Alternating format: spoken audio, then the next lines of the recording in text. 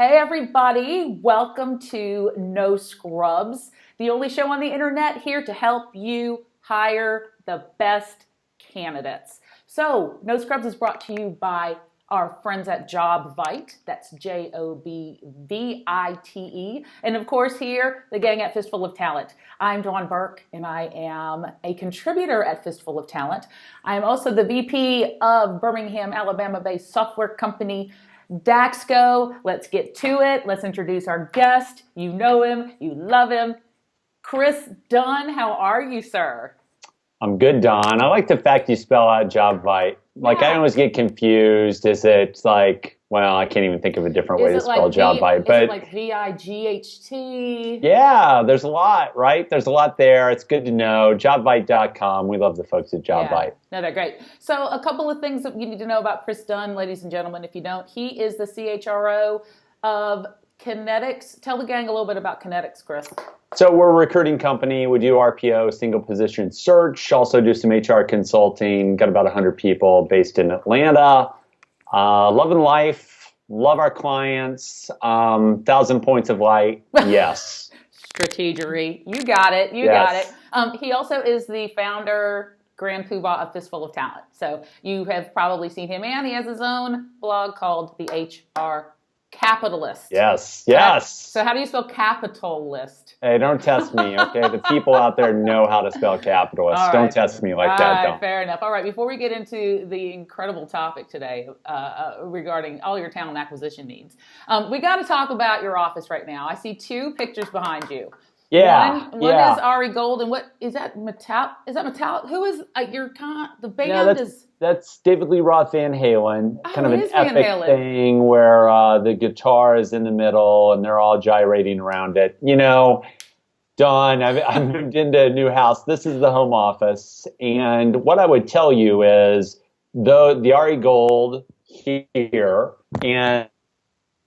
and the Van Halen here, those would be corner pieces of the new office when I get around to putting stuff up. So I just propped them up on a shelf back there. I've got some other great stuff. I've got some concert posters, or concert flyers rather. You know how those kind of 11 by 17s. I've got some great ones, Green Day, Pearl Jam. Got all that. Got a great painting from a artist in San Antonio of the now retired Tim Duncan, future Hall of Famer, great oil painting. Awesome. So I'm going to do it up, but Dawn, I've got to get to it. I've got to find time to do that. Maybe late December, early January for that project. Well, first of all, you are a true Renaissance man. You've just proven it. Also, I do like the stickies. That's an aesthetic as well. You got a couple stickies. Yeah, you like that? Yeah. Yeah. Right. Work being done here, Dawn. No rest for the weary, Kris Dunn. No rest for the weary. All right, so we're going to talk about a blog post that went up a few weeks ago. It's called Turned On by the New Recruiting Metrics.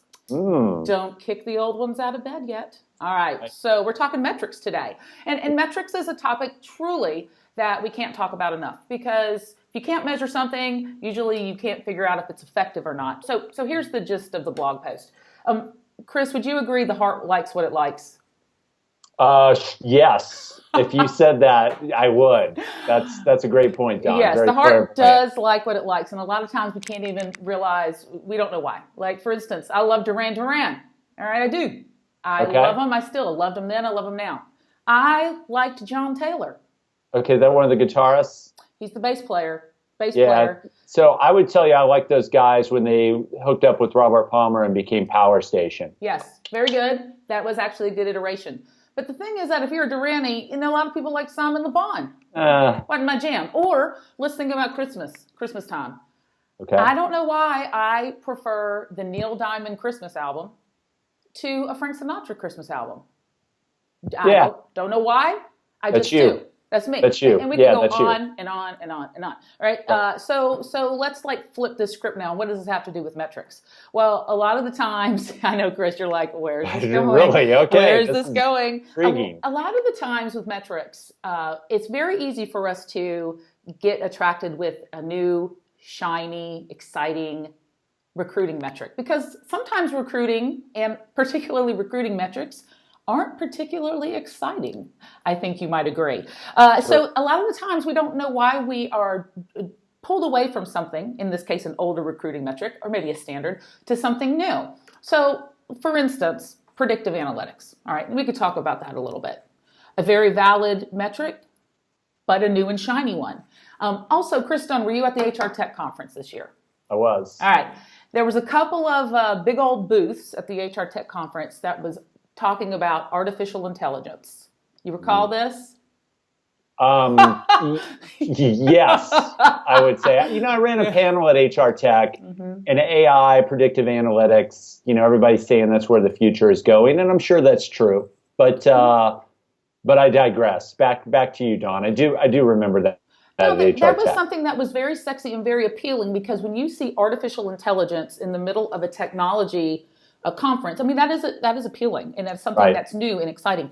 Tons of people were flocking around it, etc. So the thing, though, that we always have to get back to, though, is new and sexy better than what you're used to? What we might say, do you want to have an affair with new and sexy when you got your husband of 20 years sitting there who's got everything you need? Right? Why break the formula? So you like how I went with this, right? So Kris is an expert in recruiting. He just is. He's an expert in HR and HR leadership and so many things.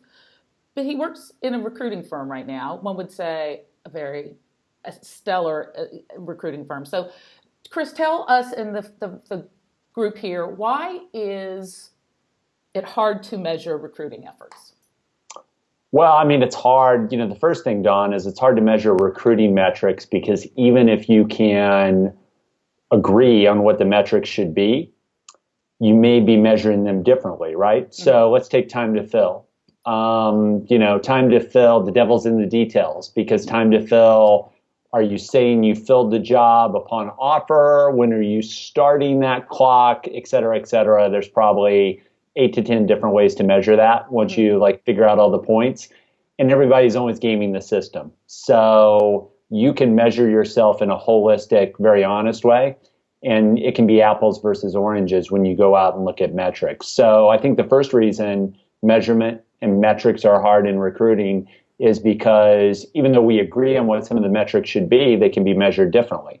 Sure. Now, do you believe that's the case across teams as well, or across when you say measured differently, could it also be lack of clarity between what an HR team is or a recruiting team is measuring versus what a hiring manager believes is valued, or a CEO is valued? Is it just clarity?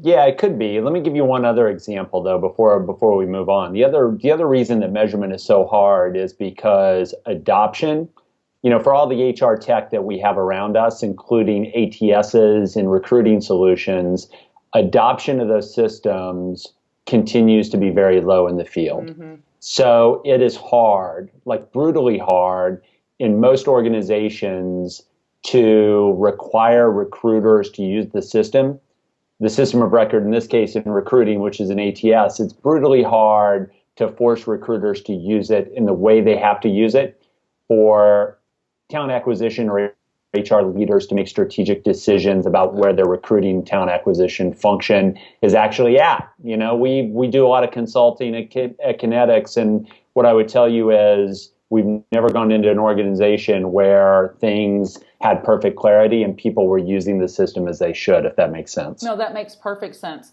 So I'm going to throw you a curveball here, Mr. Dunn. So it's exceedingly difficult to measure recruiting efforts because of just some different nuances with how metrics are interpreted, et cetera, et cetera.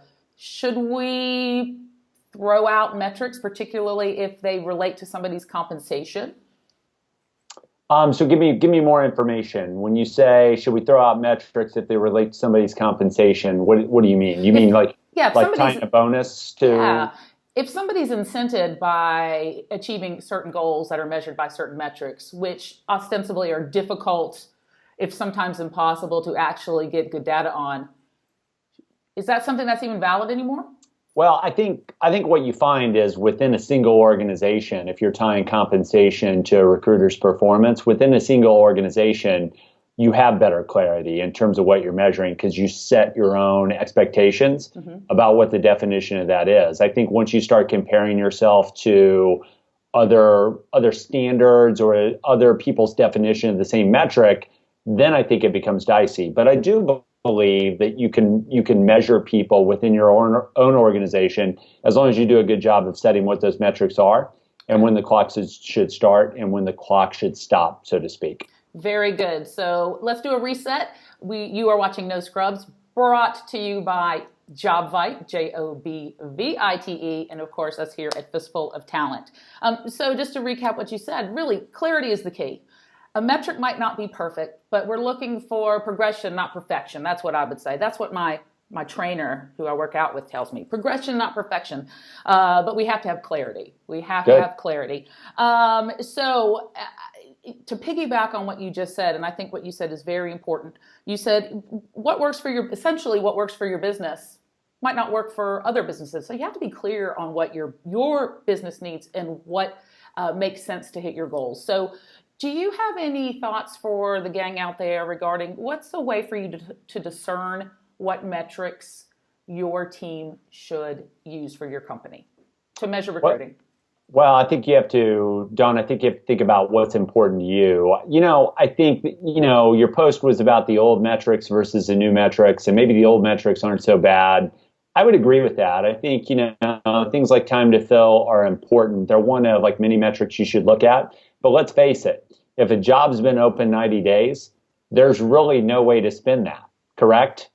That if a job's open 90 days, under anyone's measurement, 90 days isn't great. Correct. And maybe you've got an issue, not necessarily with the recruiter, maybe there's an issue with the market, maybe there's an issue with how you need to source for that, et cetera, et cetera. So I think, time to fill is still a good metric. I like that one. I think one that I don't like, I would tell you, is cost per fill or cost per hire as it's currently measured. Because what happens when you start looking at metrics across industries is people generally measure cost per hire in terms of thousands of dollars. Okay. So you would see a cost per hire metric that would say, our cost per hire is, $4,182. Right. And you're a technology company, Dawn, so I'm not saying this is the case, but you can very easily look at your cost per hire and say, wow, ours is $6,300. Yeah.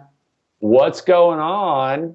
Like, Sherm says, we're like dead in the water. Well, the fact is you're a technology firm, and if you're recruiting software developers and other high-end technology white-collar positions, your cost per hire is going to be different than, other people, certainly down the food chain. So I think cost per hire is very problematic because I don't think it's widely understood in the field. That's one of the reasons why when we start talking to people about coming on board to help them recruit, we like to transition them to a cost per hire as a percentage of the average annual salary of the jobs that are filled. So for example, if your average annual salary is $50,000, then what we like to do is do some quick division against your total cost in your recruiting function versus all the positions you filled with that average cost of $50,000. And we like to equate it to a percentage of the average annual salary that you fill, which, by the way, gets you kind of in the ballpark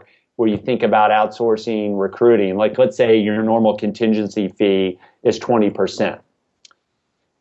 What we like to do is help recruiting organizations understand that they're at 7%, that they're at 8%, that they're at 6%, because then we feel like you're actually comparing apples to apples, so to speak. And then you've got a better foundation to decide, hey, does bringing a partner in actually make sense? So I like cost per hire there. So I like, just to sum this up, I like time to hire, time to fill. 90 days is 90 days, regardless of the definition. We're quibbling when it comes to 90 days. Right. Cost per hire is kind of problematic. I think you've got to really strive to get to apples to apples. And then what I would tell you, the thing we always see that recruiting organizations, both corporate and at the agency level, tend to struggle with is we really are believers that you've got to become very good at measuring recruiting funnels. And you think about recruiting is sales. It's a funnel that's applicants up top, hires down at the bottom, all the things and interviews in between. We really think you've got to get your arms around what your normal funnel looks like for a given job family. And you've got to say, hey, generally speaking, I know I'm going to get, and I'm going to give you some real numbers from us, like overall, you've got to say, I know I'm going to get like 45 applicants in. I know I'm going to screen 15 to 20 of those. I'm going to submit or present 6 of those to the hiring manager, and then they're going to interview 3. They're going to hire 1.